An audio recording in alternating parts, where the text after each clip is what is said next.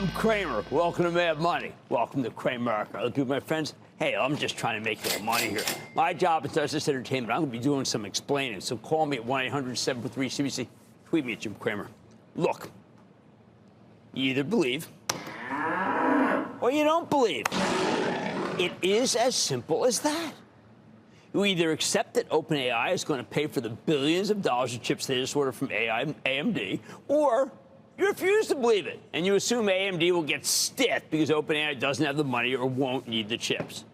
I prefer to accept the answer I got on a squawk on the street this very morning from Lisa Su, the brilliant CEO of AMD. She's not worried, and neither is Greg Brockman, the co-founder and president of OpenAI.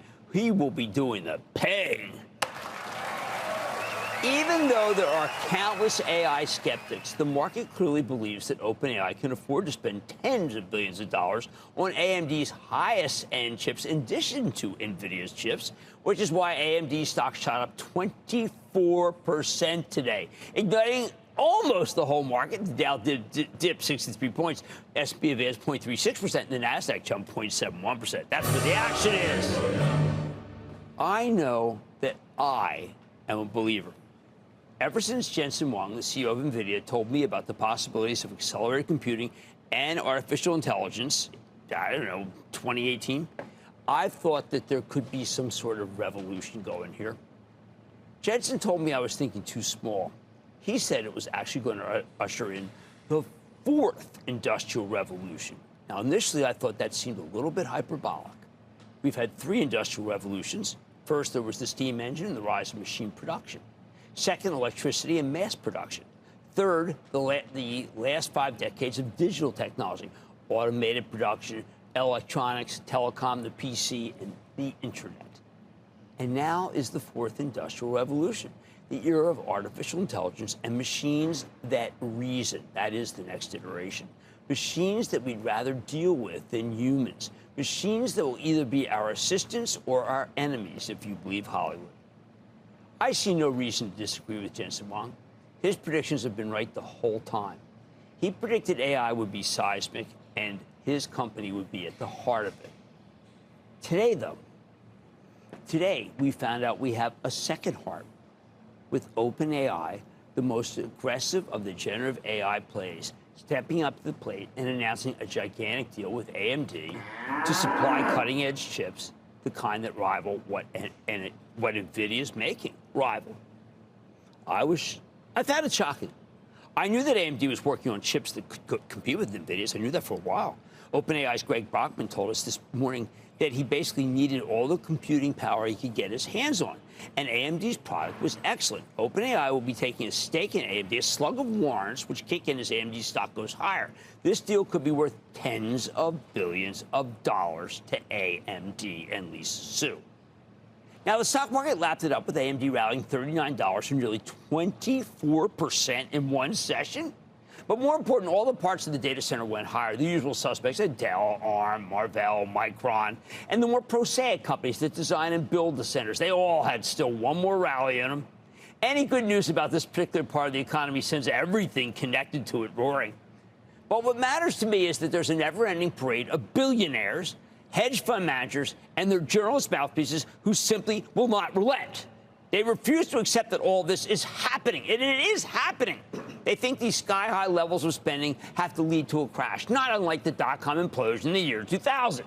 Oh, they got the same old litany. The spending will get more reckless and more reckless. Companies involved more and more. They'll trade based on alchemy. The transactions be phony. Lazy Susan deals where you give me $10 million investment, I give you 10 million orders, or 10 billion and 10 billion. Just a table and a swivel. It sends you the money, and then you send it right back. Yes, that's a Lazy Susan sale. These critics are so confident that they can make you feel like a fool for trying to make money this way. They act as if the gains in the AI stock somehow don't count, like you have no right to them, because someday they're going to go away. Now, I've been wrestling with these naysayers and pessimists for all my working life, all the way from Dow 1000 to Dow 46,700. And it's incredible what magicians they are. They can still make you somehow feel foolish for buying stocks and me for recommending them. you can bet they don't believe in the fourth industrial revolution. They think it's all snake oil. I talk about this endlessly and how to make money in any market, just endlessly, that these people have kept. These are the people who have made you so you can't make a lot of money. The billionaires, they come on, they have the money, and it's almost as if they don't want you to make the money. No, it's like they don't want you to make the money. But let me tell you just how wrong they are, okay?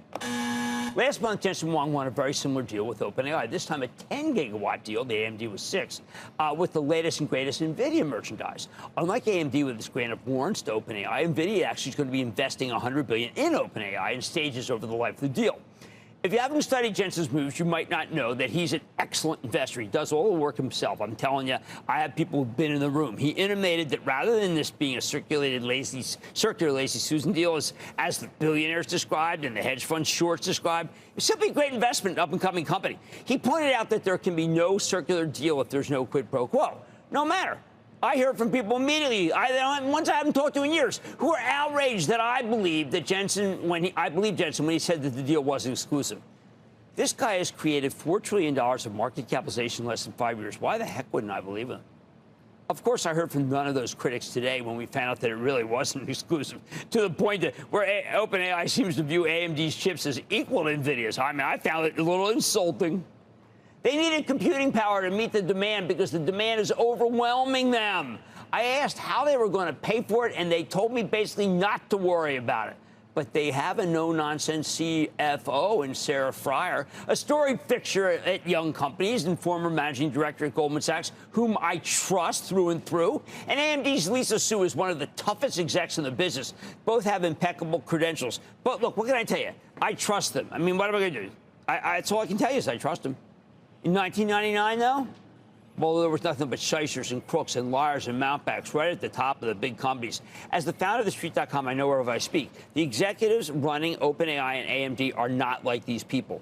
The current iteration, are honorable. The people back then had nothing to do with the people right now. I take offense when people question what Jensen's doing. I really do.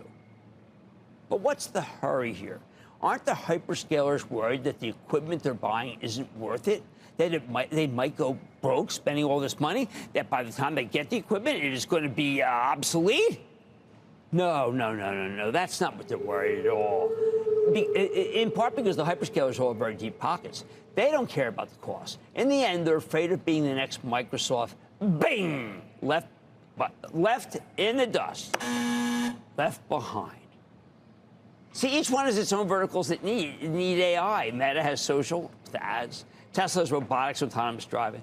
Google has search. Microsoft has the enterprise. Amazon has retail. They're all deathly afraid of someone else coming in to take their business. After today's announcement by OpenAI, I think they're right to be afraid. They're right to keep spending. They have to. And that's what OpenAI's partnership with AMD is all about. They want to challenge every one of these verticals. They need every bit of computing. They need both NVIDIA and AMD. Oh, and what do I think about the stock of NVIDIA here after this OpenAI deal with AMD? Oh, nothing's changed. It's just like the second industrial revolution. I always knew there would be another railroad. Here's the bottom line. The hyperscalers are all vulnerable if OpenAI gets this computing power. And given the number of chips it's buying, I think this company can go after everybody's business. No wonder the hyperscalers are spending so aggressively, too. If they stop, they're worried about OpenAI. Well, let me just say, OpenAI will eat their lunch. And I've got to tell you, those guys are tough enough that I believe them. Let's go to John in Indiana. John. Hi, Jim. How are you doing today? I am doing well, John. How about you? Good, thank you. First-time caller, long-time listener. Excellent. I have owned this stock for 2+ years. Do I take my 65% profit or let it ride? Bank of America. Let Bank of America ride. It's very inexpensive. I think it can go much higher. I don't think it's going to be stuck at this level, and I like the way the financials trade very much. You'll do well with Bank of America. Stephanie in Colorado. Stephanie. Hello, Jim. Thank you for taking my call. Of course, Stephanie. What's up? I am calling you about a great little company called Celestica from Canada. Did you see that stock today? Did you see how beautiful that stock acted? Holy cow. I mean, the J-Bill was acting not nearly as good. I think J-Bill's a good company, but Celestica, they better come on. I mean, that thing is just like that's a freight train. Let's go to Wesley in California, please, Wesley. Jim, bought the book.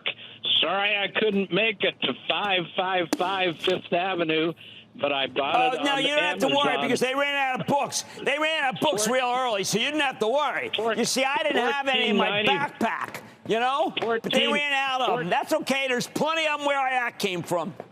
Sorry. $14.95 on Kindle. I haven't played for dinner. Easy peasy, Jim. Here's an easy one, Jim. Goldman Sachs, buy, sell, or hold. Buy. The stock is selling at a ridiculously low multiple still. It's hovering around this level. People are getting nervous at this level. It's going to blow through this level, and you're going to wish that you got in right now. All right, look, this deal between OpenAI and AMD is a shot across the bow to all the other hyperscalers. Don't you see that? And I think they are right to be spending as much as they are to defend. And the billionaires who want to keep you in your chains, throw this at them, or at least make them read it. All right. Mad Money tonight. With the release of Grand Theft Auto 6 on the horizon, I'm giving you my take on the Take-Two Interactive story, and I'm revealing my cheat codes for this name. Then, what's behind the latest move in shares of electricity company Entergy? I'm taking a close look at that Louisiana powerhouse. And you called in and you stumped me with this Inspire Medical. I mean, what was that all about? Well, I did the work. I'm ready to give you my prognosis, so you better stay tuned to Cramer.